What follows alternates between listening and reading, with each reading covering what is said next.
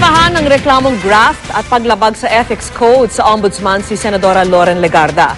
Kaugnay po yan ng umunoy di niya pagdedeklara ng isang condominium unit sa kanyang Statement of Assets, Liabilities and Net Worth.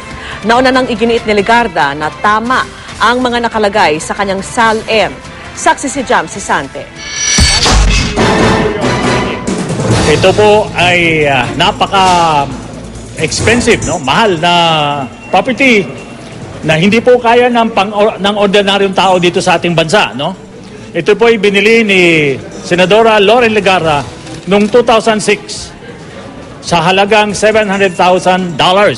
Dahil hindi umano idineklara ang condominium unit sa Statement of Assets, Liabilities and Net Worth o SALN, sinampahan si Senador Loren Legarda ng reklamong paglabag sa Anti-Graft Law at Code of Conduct and Ethical Standards for Public Officials sa Office of the Ombudsman ni Luis Viraugo.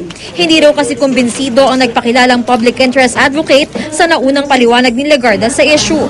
Ayon kay Legarda, idineklara niya ang unit bilang equity and real property sa SALN at sa halaga lang na mahigit 7 milyong piso dahil yun lang daw ang halaga ng kanyang parte sa family-owned property.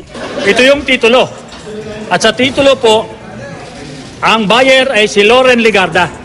Wala po nakalagay dyan na kapatid niya o asawa niya. Iginiit din ni Viraugo na sarili niyang inisyatibo ang paghahain ng reklamo.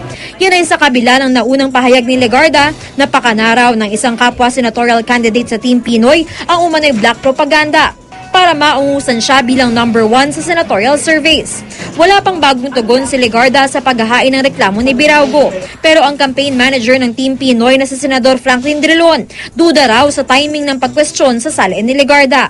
Kung babalikan ang makasaysayang impeachment trial noong nakaraang taon, isa si Legarda sa mga senador na bumotong guilty sa paglabag ng saligang batas si nooy Chief Justice Renato Corona dahil sa hindi pagdeklara ni Corona ng lahat ng kanyang yaman sa SALN. Ako si Jam Sisante, ang inyong saksi.